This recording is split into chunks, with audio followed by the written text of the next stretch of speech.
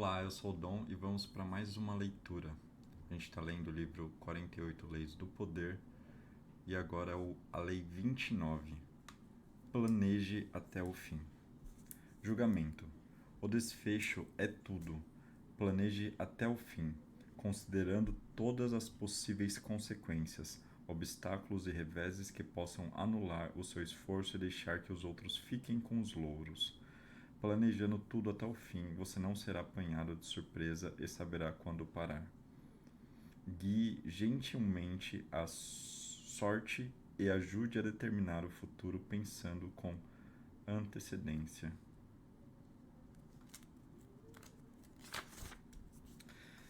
Existem poucos homens, e são a exceção, capazes de pensar e sentir além do presente momento. Karl von Clausewitz, 1780 a 1831. Os dois sapos. Dois sapos viviam na mesma lagoa. Quando ela secou, com o calor do verão, eles saíram em busca de outro lar. No caminho, passaram por um poço profundo e cheio de água. Ao vê-lo, um dos sapos disse para o outro: Vamos descer e fazer a nossa casa neste poço. Ele nos dará abrigo e alimento. O outro, mais prudente, respondeu: Mas e se faltar água? Como sairemos de um lugar tão fundo? Não faça nada sem pensar nas consequências. Fábulas Esopo, século VI a.C. A lei transgredida. Em 1510, zarpou da ilha de Hispaniola, hoje Haiti e República Dominicana, um navio que ia para a Venezuela socorrer uma colônia espanhola sitiada, a vários quilômetros da costa. Um passageiro clandestino saiu de dentro de um caixote de mantimentos. Era Vasco Núñez de Balboa, um nobre espanhol que viera para o Novo Mundo em busca de ouro, mas se endividou e fugiu dos seus credores escondendo-se naquela caixa. Balboa só pensava em ouro desde que Colombo retornara à Espanha contando histórias sobre um reino fabuloso, mas ainda desconhecido, chamado El Dorado. Balboa foi um dos primeiros aventureiros a vir em busca da terra do ouro de Colombo e tinha decidido desde o início que ele é quem a descobriria, com a simples audácia e firmeza de propósito. Agora que se livrara dos credores, nada o impediria. Infelizmente, o dono do navio, um rico jurista chamado Francisco Fernandes de Enciso, ficou furioso quando soube do passageiro clandestino e mandou que Balboa fosse deixado na primeira ilha que aparecesse no caminho. Mas antes disso, Enciso recebeu a notícia de que a colônia que ia salvar tinha sido abandonada. Era a chance de Balboa. Ele contou aos marinheiros as suas viagens anteriores ao Panamá e os boatos que ouvira sobre a existência de ouro naquela região. Entusiasmados, os marinheiros convenceram Enciso de poupar a vida de Balboa e fundar uma colônia no Panamá. Semanas depois, eles batizaram a nova colônia de Darien. Enciso foi o primeiro governador de Darien, mas Balboa não era homem de deixar que lhe roubassem a iniciativa. Fez campanha contra ele entre os marinheiros, que acabaram deixando claro que o preferiam como governador. Enciso fugiu para a Espanha, temendo pela própria vida. Meses depois, quando chegou um representante da coroa espanhola para se estabelecer oficialmente como o novo governador de Darien, mandaram um homem embora. Na viagem de volta à Espanha, esse sujeito morreu afogado. Foi um acidente, mas segundo a lei espanhola, Balboa tinha assassinado o governador e usurpado o seu posto. As bravatas de Balboa já o haviam livrado das enrascadas anteriormente, mas agora a sua esperança de glórias e riquezas parecia condenada ao fracasso.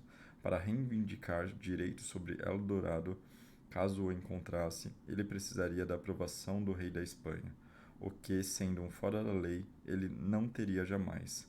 Só restava uma solução. Os índios panamenhos tinham dito a Balboa que havia um enorme oceano do outro lado do istmo da América Central e que, se ele seguisse em direção ao sul, por essa costa ocidental, chegaria a uma fabulosa terra de ouro chamada, segundo o que seus ouvidos entenderam, Biru. Balboa decidiu atravessar as selvas traiçoeiras do Panamá e ser o primeiro europeu a molhar os pés neste novo oceano. Dali ele marcharia para o Eldorado. Se fizesse isso em nome da Espanha, obteria gratidão eterna do rei e garantiria a suspensão de sua pena. Só que era preciso agir antes que as autoridades espanholas viessem prendê-lo. Em 1513, portanto, Balboa partiu com 190 soldados. No meio do istmo, com 150 quilômetros naquele ponto, só restavam 60.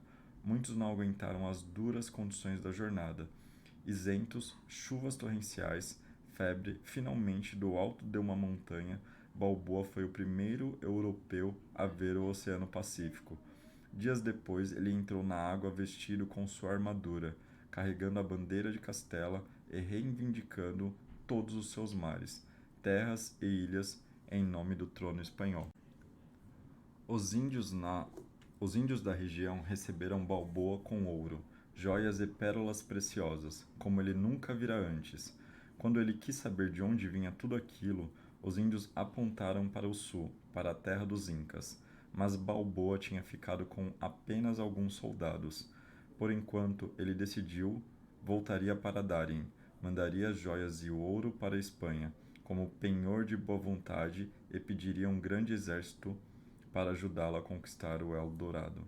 Quando a notícia da corajosa travessia do Istmo de Balboa chegou à Espanha, quando souberam da sua descoberta do Oceano Ocidental e da sua planejada conquista do Eldorado, o ex-criminoso se tornou um herói. Foi proclamado na mesma hora governador da nova terra. Mas antes que o rei e a rainha soubessem da nova descoberta, já haviam mandado uns 12 navios sob o comando de um homem chamado Pedro Arias Dávila, Pedrarias, com ordem de prender Balboa por assassinato e assumir o comando da colônia. Quando Pedrarias chegou ao Panamá, soube que Balboa tinha sido perdoado e que teria de dividir o governo com esse foragido. Mesmo assim, Balboa não se sentiu à vontade. Ouro era seu sonho, Eldorado o seu único desejo. Na busca do seu objetivo, ele quase morrera várias vezes, e dividir a riqueza e a glória com um recém-chegado seria intolerável. Ele não demorou a descobrir também que Pedrarias era um homem invejoso, amargo e igualmente infeliz com a situação. Mais uma vez, a única solução para Balboa era tomar a iniciativa, propondo atravessar a selva com um exército maior, carregando materiais e ferramentas para a construção de navios. Uma vez na costa do Panamá, ele criaria uma armada para conquistar os Incas. Surpreendentemente, Pedrarias concordou com o plano, talvez percebendo que não ia dar certo. Centenas morreram nessa segunda marcha através da selva, e a madeira que carregavam apodreceu com as chuvas torrenciais. Balboa, como sempre, ficou impávido. Nenhum poder, no fundo, frustraria seus planos. E chegando ao Pacífico, ele começou a derrubar árvores para conseguir madeira. Mas os homens que lhe restavam eram poucos e fracos demais para empreender uma invasão, e mais uma vez Balboa teve de voltar a Darien. Em todo caso, Pedrarias tinha convidado Balboa a voltar para discutirem um novo plano, e, nos arredores da colônia, o explorador foi interceptado por Francisco Pizarro, um velho amigo que o acompanhara na travessia do Istmo. Mas era uma armadilha. Liderando uma centena de soldados, Pizarro cercou o ex-amigo, prendeu-o e o entregou a Pedrarias, que o julgou por tentativa de rebelião. Dias depois, a cabeça de Balboa caiu dentro de uma cesta junto com as dos seus mais fiéis seguidores. Anos mais tarde, Pizarro chegou no Peru e os feitos de Balboa foram esquecidos. Interpretação: a maioria dos homens segue o coração, não a cabeça. Seus planos são vagos e, diante de obstáculos, eles improvisam. Mas a improvisação só levará você até a próxima crise e não substitui jamais a previsão das próximas etapas e o planejamento até o final. Balboa tinha um sonho, conquistar a glória e a riqueza, e um vago plano para realizá-lo. No entanto, seus feitos corajosos e a sua descoberta do Pacífico foram em grande parte esquecidos, pois ele cometeu o que no mundo do poder é um grave pecado. Ficou no meio do caminho, deixando a porta aberta para os outros entrarem. Um verdadeiro homem de poder teria tido a prudência de ver o perigo à distância. Os rivais que desejariam dividir as conquistas, os abutres que apareceriam rondando assim que ouvissem a palavra ouro.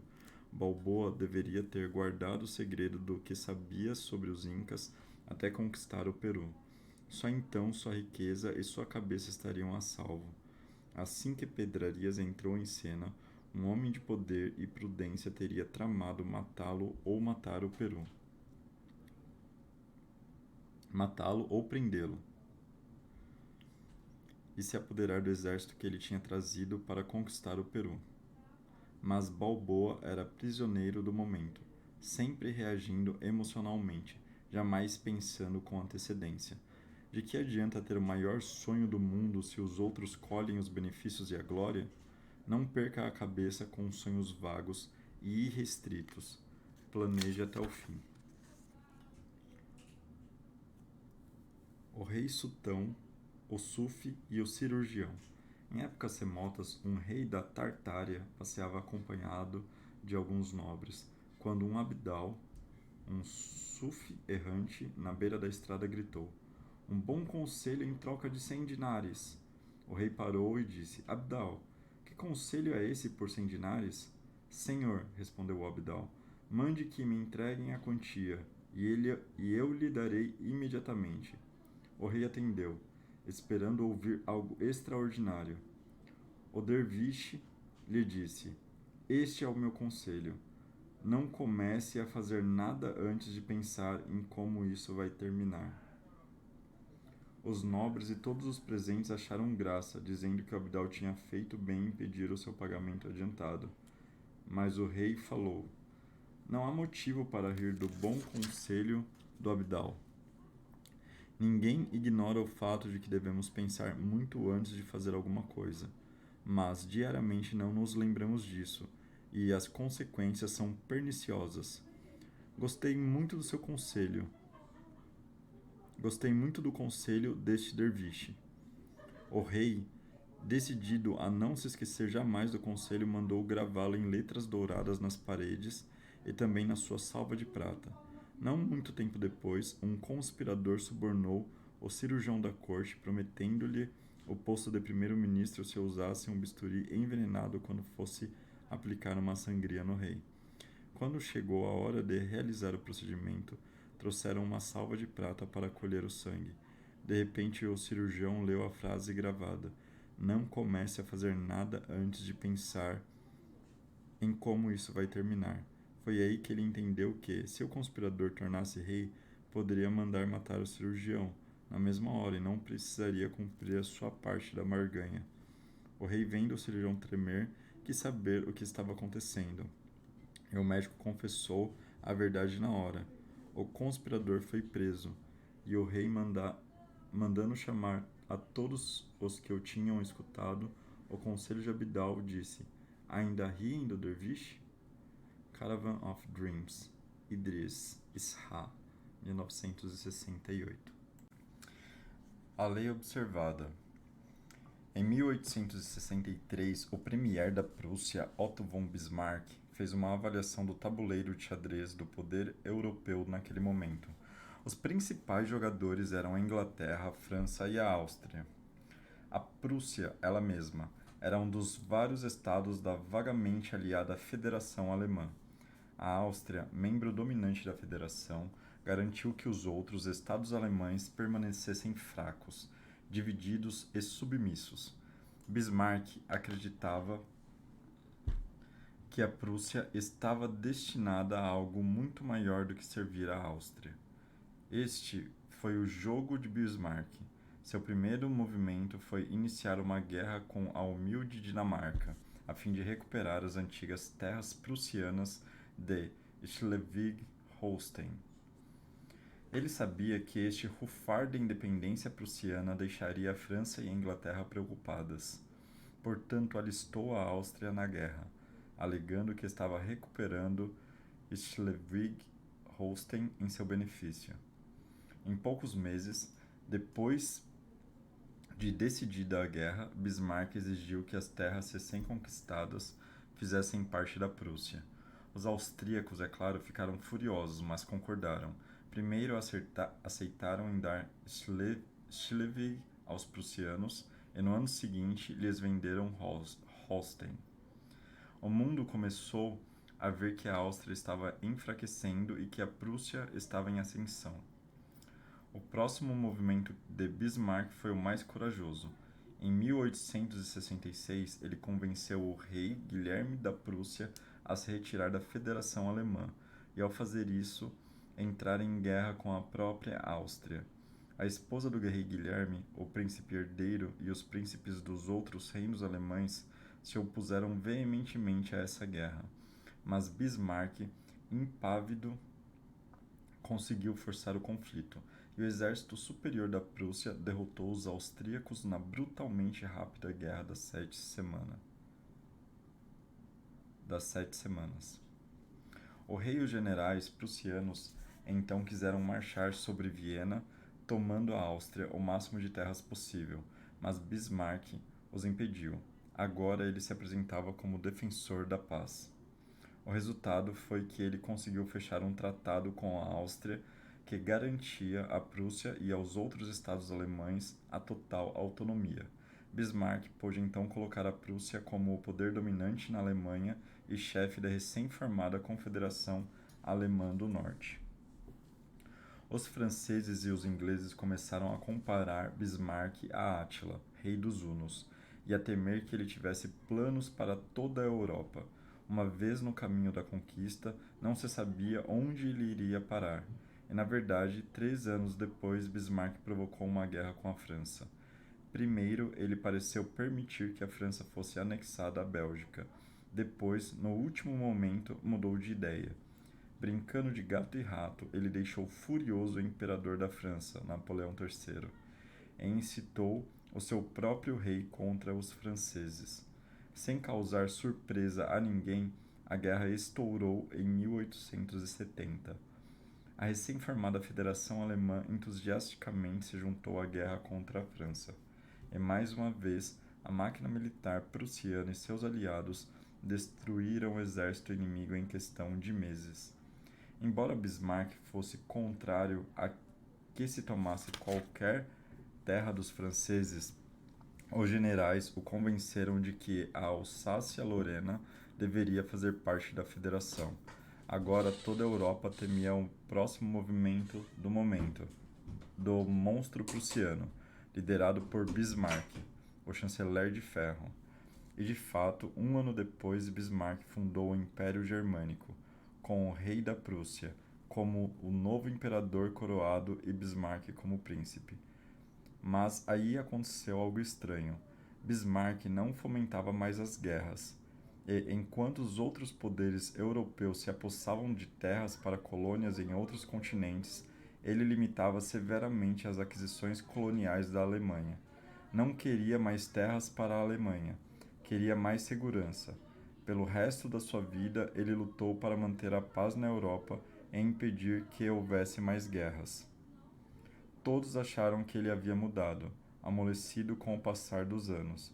Eles não compreenderam. Esta foi a jogada final do seu plano original. Interpretação. Existe um motivo muito simples para a maioria dos homens não saber quando sair do ataque. Eles não têm uma ideia concreta do seu objetivo. Obtida a vitória, eles querem mais. Parar, visar a um objetivo e não se desviar dele parece quase inumano, de fato. Porém, nada é mais importante para se manter no poder. Quem exagera nos seus triunfos cria uma reação que inevitavelmente leva a um declínio. A única solução é planejar em longo prazo, prever o futuro com a mesma clareza dos deuses no Monte Olimpo. que vem através das nuvens e o desfecho de todas as coisas. Desde o início da sua carreira política, Bismarck tinha um objetivo: transformar um Estado independente alemão liderado pela Prússia. Ele instigou a guerra com a Dinamarca, não para conquistar território, mas para agitar o nacionalismo prussiano e unir o país. Ele incitou a guerra com a Áustria só para conquistar a independência da Prússia. Por isso, ele se recusou a se apossar de território austríaco, e ele fomentou a guerra com a França para unir os reinos alemães contra um inimigo comum, e assim preparar a formação de uma Alemanha unida. Tendo conseguido isso, Bismarck parou.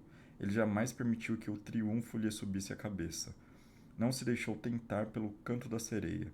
Manteve firme as rédeas e sempre que os generais ou o rei ou o povo prussiano pediam novas conquistas, ele os continha. Nada estragaria a beleza da sua criação. Certamente não uma falsa euforia excitando as pessoas à sua volta a tentarem ir além do objetivo que ele tão cuidadosamente planejara.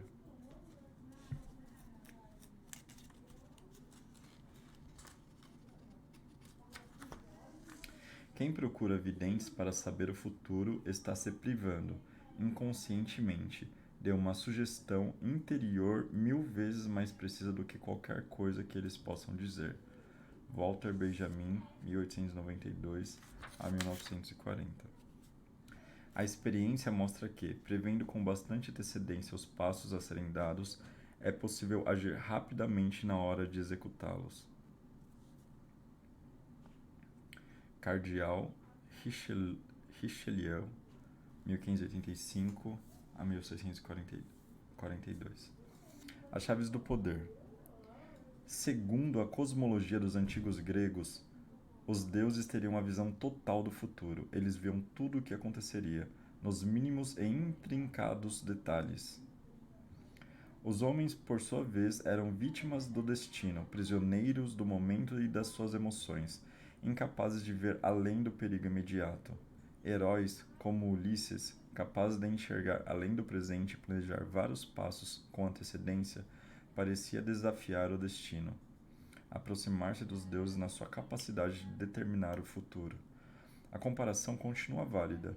Quem pensa com antecedência e pacientemente conduz seus planos à realização parece ter um poder divino. Como a maioria das pessoas está presa demais ao momento para planejar com esse tipo de previsão, a capacidade de ignorar perigos e prazeres imediatos se traduz em poder. É o poder de ser capaz de superar a tendência natural humana de reagir às coisas conforme elas vão acontecendo, em vez de treinar, dar um passo atrás, imaginar coisas maiores tomando forma além do seu campo imediato de visão. As pessoas, na sua maioria, acreditam que têm consciência do futuro, que estão planejando e pensando com antecedência. Em geral, se iludem. Na verdade, o que elas fazem é sucumbir aos seus próprios desejos, ao que elas querem que o futuro seja. Seus planos são vagos, baseados na imaginação e não na realidade. Elas podem acreditar que estão pensando em tudo até o fim, mas estão, na verdade, focalizando apenas o final feliz e se iludindo com a força do seu desejo. Em 415 a.C., os antigos atenienses atacaram a Sicília, acreditando que a explicação lhes traria riquezas, poder e um desfecho glorioso para os 16 anos da Guerra de Peloponeso. Não pensaram nos perigos de uma invasão tão longe de casa. Não previram que os sicilianos lutariam ainda mais ferozmente, visto que as batalhas se dariam na terra deles, ou que todos os inimigos de Atenas se uniriam contra eles, ou que a guerra estouraria em várias frentes, exaurindo suas forças.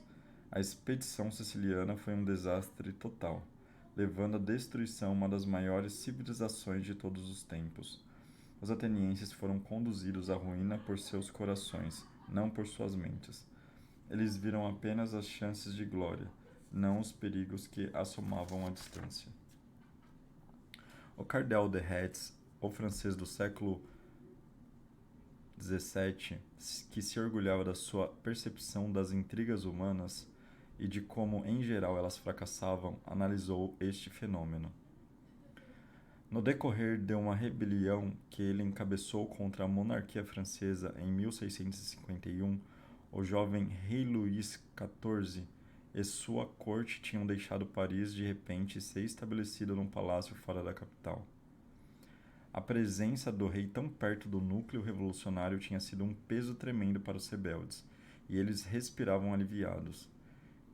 Isto mais tarde, entretanto, foi a sua ruína, pois a corte, ausente de Paris, se viu com muito mais espaço de manobra. A causa mais comum dos erros das pessoas, o cardeal de Retz mais tarde escreveu, é assustarem demais com o perigo presente e não o suficiente com o que é remoto. Os perigos remotos que avultam à distância, se pudéssemos vê-los tomando forma, quanto enganos evitaríamos.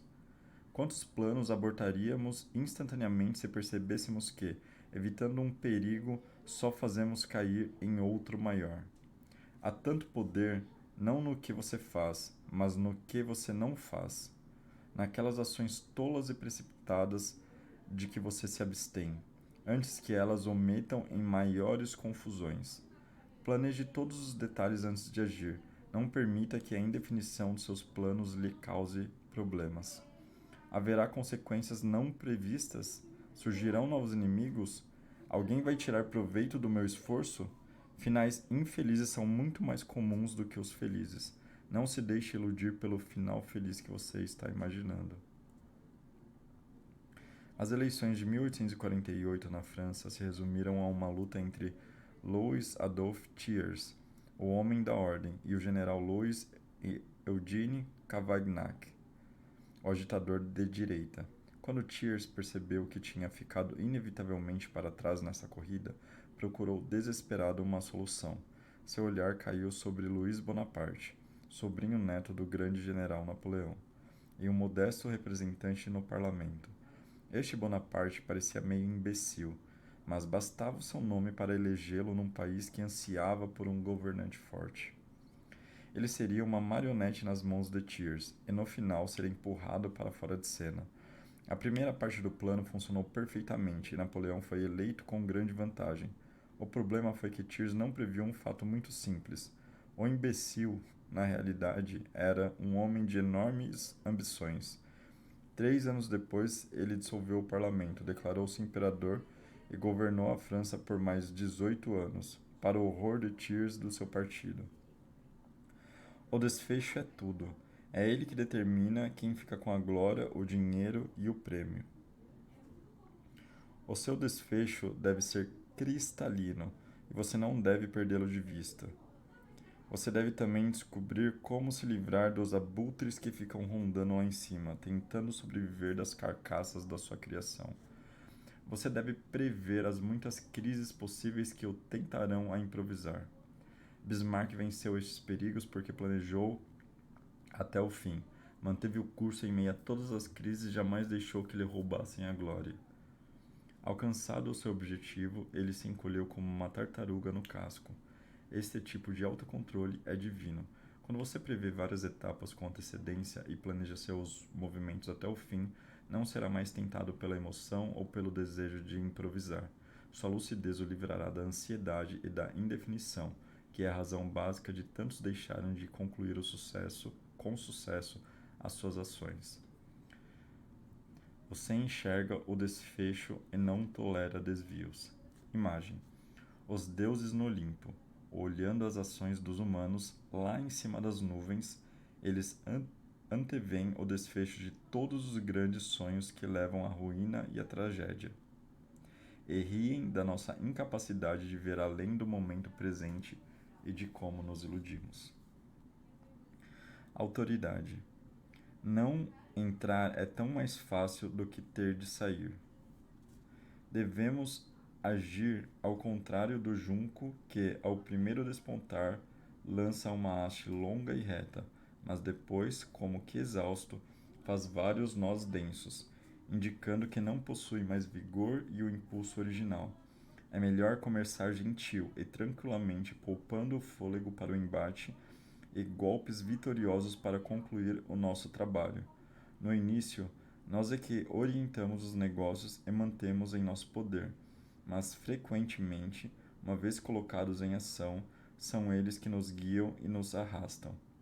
Montaigne, 1533 a 1592. O inverso. Entre os estrategistas, já é comum a ideia de que seu plano deve incluir alternativas e ter uma certa flexibilidade. Não há dúvida quanto a isso. Se você se prende a um plano com muita rigidez, não será capaz de lidar com as súbitas mudanças na sorte. Depois de examinar as possibilidades futuras de decidir qual é a sua meta, você deve aumentar as alternativas e estar aberto a novos caminhos para chegar até lá. A maioria das pessoas, no entanto, perde menos com o excesso de planejamento e rigidez do que com a indefinição e a tendência a improvisar constantemente diante das circunstâncias. Portanto, não há motivo para se cogitar no inverso desta lei, pois nada se ganha recusando-se a pensar no futuro e planejar tudo até o fim. Pensando com bastante clareza e antecedência, você verá que o futuro é incerto e que deve estar disposto a fazer adaptações. Só um objetivo claro e um plano de longo alcance lhe darão esta liberdade.